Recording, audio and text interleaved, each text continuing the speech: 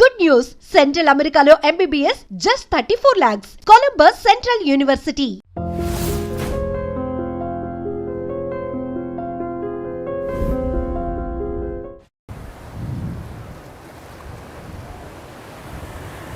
Sir welcome to my show thank you TNR and మొత్తానికి interview ఇవ్వను అనుకుంటూ మొత్తానికి నాకు చిక్కారు ఫైనల్గా అండ్ ముఖ్యంగా నాకు బాగా నచ్చింది ఏంటంటే ఇంటర్వ్యూ కంటే ముఖ్యంగా ఇంటర్వ్యూ కాదు కానీ TNR నాకు నచ్చావు, నీతో కొంచెం టైం స్పెండ్ చేయాలనిపించింది అని అనడం నిజంగా నాకు చాలా హ్యాపీగా ఫీల్ అయ్యాను. అండ్ ఎందుకో నాకు నిజంగా మీరు ఆ మాట ఎందుకన్నారో నాకు అర్థం కాలేదు కానీ రియలీ ఆనర్, నిజంగా నాకు చాలా సంతోషం వేసింది. ఎందుకో మరి నాకు తెలియదు, తర్వాత చెప్తాను. ఎందుకంటే ఇది ఫస్ట్ టైం కాదు కదా, మనం చాలాసార్లు గెలిచాం.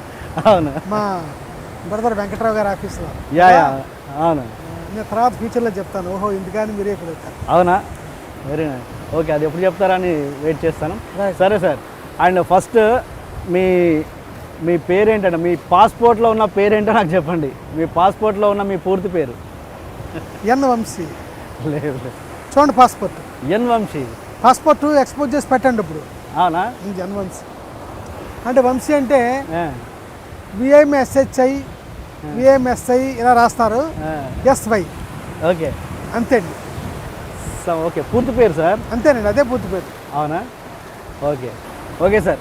నాకు అంటే మీ విషయంలో చాలా పెద్ద డౌట్ ఏంటంటే చాలామంది డైరెక్టర్స్ ఎంతమందిని తీసుకున్నా, పెద్ద పేర్లు అవసరం లేదు కానీ పెద్ద డైరెక్టర్స్, హిట్ డైరెక్టర్స్ ఎంతమందిని తీసుకున్నా వాళ్ళ మేకింగ్ స్టైల్ని ఇమిటేట్ చేస్తూ వచ్చే డైరెక్టర్స్ చాలామంది ఉంటారు. వాళ్ళ మేకింగ్ స్టైల్ని ఇమిటేట్ చేయగలరు. ఆర్జీవి గారిని తీసుకోండి, ఇంకెవరి రాఘవేంద్రరావు గారిని, వాళ్ళ మేకింగ్ స్టైల్ని ఇమిటేట్ చేశారు. బట్ మీ మేకింగ్ స్టైల్ని ఇమిటేట్ చేయడం అనేది చాలా కష్టం. అది ఏంటి, ఏమనుకుంటారు ఆ విషయంలో మీరు? అది ఏమో అండి, ఒక డైరెక్టర్ ఒక ఆయన ఇదే మాట చాలాసార్లు ఎప్పుడు కనపడ్డా అనేవాడు. ఓకే, చక్రి ఆఫీసులో ఎక్కువ కలిసేవాడు ఆయన నన్ను. ఆయన పేరు గుర్తురట్లా. ఓకే, ఇప్పుడు ఉన్నారా ఆయన? ఓకే, ఇప్పుడు ఉన్నాడు, సినిమాలు చేస్తాను లేదు తెలియదు. ఓకే, అప్పుడో సినిమా చేస్తూ ఉంటాను. ఓకే, సినిమా పేరు తెలుసుకోవచ్చా? సినిమా ఆయన తీసినది కట్ చేస్తే చెప్తాను. ఓకే, పర్లేదు చెప్ప అవసరం. ఆయన అన్నపూర్ణ స్టూడియోలో మేనేజర్గా పనిచేశారండి. ఓకే, ఏమనేవారు? మిమ్మల్ని నాకు సరిగ్గా గుర్తులేదు, మిమ్మల్ని ఇమిటేట్ చేద్దామని ట్రై చేస్తుంటే నా ఇమిటేషన్ నా కాపీ కొట్టడానికి దొరకిన డైరెక్టర్ మీరు అని ఎప్పుడు కనిపించినా అనేవాడు ఆయన. నేను నవ్వేవాడిని అంతే. అది ఏమనుకుంటారు కారణం? నిజమే, అది నిజంగా మీ స్టైల్, మీ మేకింగ్, మీ డైలాగ్స్ కానీ కాపీ కొట్టడం అంత ఈజీ కాదు. అది ఎట్లా వచ్చింది? అది ఏమో, అది నాకు తెలియదు. నేనే పని కట్టుకుని ఇంకొకరికి నన్ను కాపీ కొట్టకూడదు అని అనుకుంటూ నేను చేయట్లా. ఓకే, అండ్ మీ తర్వాత గీతాకృష్ణ గారు వచ్చారా? మీ తర్వాత వచ్చారు కదండి గీతాకృష్ణ గారు. మీ తర్వాతనేనా ఆయన డైరెక్టర్ అయింది? మీ తర్వాతే కదా. అంటే కొంచెం దగ్గరగా ఆయన మిమ్మల్ని అనుసరిస్తున్నట్టుగా అనిపిస్తుంటుంది. అది మీరు అతనిగా నాకే సంబంధం లేదు. అంటే అతనితో కలిసి పనిచేయలేదు. నేను డైరెక్టర్ అయిన తర్వాత అతను వచ్చాడు, నాకు సరిగా తెలియదండి, పెద్ద పరిచయం కూడా లేదు. మీరు కలిసి పని చేశారని విన్నాను. లేదు. అయితే నేను విశ్వనాథ్ గారి దగ్గర పనిచేశాను. నా తర్వాత అతను కూడా పనిచేశాడు. ఓకే, అదే విన్నానండి. అది నేను పనిచేయడం నాకు తెలీదు. కొంచెం మీకు దగ్గరలో అయితే కొంచెం ఎవరు చేయలేదు కానీ కొంచెం ఆయన కొంచెం దగ్గరగా ఉంటారు. ఉండొచ్చు. అంటే దానికి ఏదైనా ఇవ్వండి సార్. అంటే ఎందుకు ఏదో బలంగా ఉంటుంది అంటే ఇమిటేట్ చేయకపోవడం అనేది అంత, అంటే ఎవరినైనా ఇమిటేట్ చేయవచ్చు ఇండియాలో, మిమ్మల్ని చేయడం కష్టం. అతను పేరు తర్వాత చెప్తాను మీకు. ఎప్పుడు చూసినా ఇదే మాట. నేను ఊరికే నవ్వి వదిలేసేవాడిని, పెద్దగానే పట్టించుకునేవాడిని కాదండి. ఓకే, ఇంకో అలా 2-3 అన్నారు. ఆయన ఎక్కువసార్లు అన్న వాళ్ళు ఆయన గుర్తున్నారు. అంటే మీ అనాలిసిస్ ఏంటని అనేది ఏమో నాకు తెలియదండి, కొంచెం మిస్టేక్గా ఆలోచిస్తానేమో మరి. అంటే కొన్ని సినిమాలు ఉన్నాయి, సితారా, మహర్షి, అది కొంచెం మిస్టేక్గా ఉంటుంది. అది తక్కిన వాళ్ళకి కుదరలేదా రాలేదా ఆలోచన నాకు తెలియదు. ఓకే సార్, అంటే మీరు ఇంత యూనిక్ డైరెక్టర్ కదా.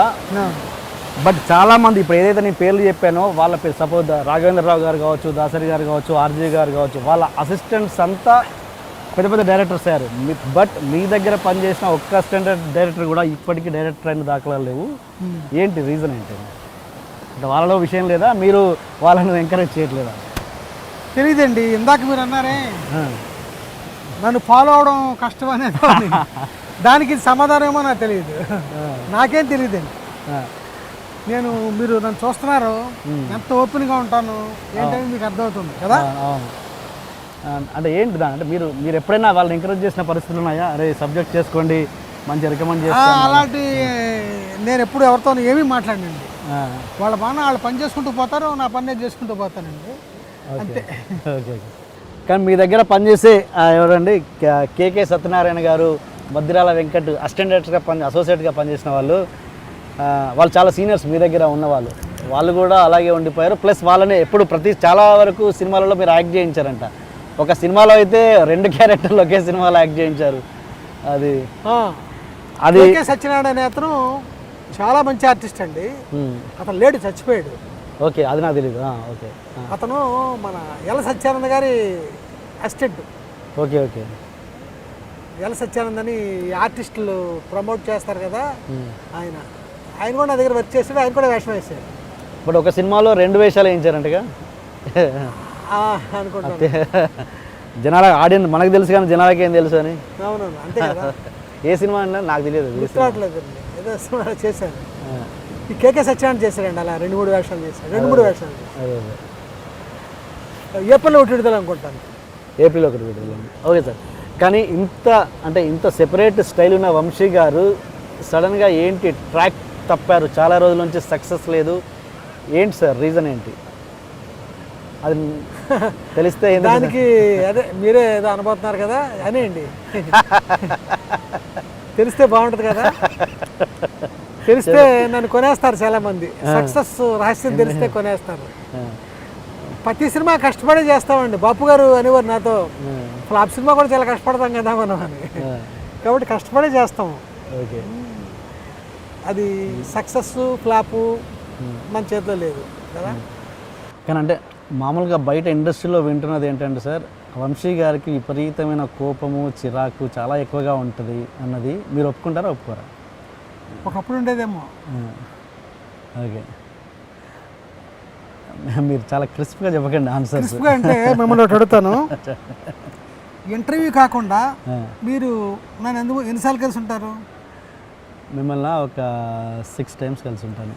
ఎక్కువ సేపు కూడా ఉన్నారు నాతో కదా. యా. రకరకాల సందర్భాలు మన మధ్యలో నడిచినాయి. ఎప్పుడు మన దగ్గర కోపమైనా ఎవరో వచ్చి మాట్లాడాలో వెళ్ళడాలో అలాంటివి కూడా జరిగినాయి మన మధ్యలో. అది నైట్ కూడా చాలా లేట్గా కూడా మనం స్పెండ్ చేయడం జరిగింది. అవునా? నేను ఎక్కడన్నా ఎప్పుడన్నా కోపపడ్డ సందర్భం ఎవరి మీదన్నా మీకు కనిపించిందా? లేదు, అంటే కోపం అన్నది మన పర్సనల్గా కలిసినప్పుడు వేరు ఉంటుంది, ప్రొఫెషనల్ అప్పుడు కోపం వేరు. అక్కడ పనిలో ఉన్నప్పుడు చాలా మందికి వస్తుంటుంది, నాకు కూడా ఒకప్పుడు వచ్చేది. ఇప్పుడు పనిలో ఉండగా కూడా అట్లా.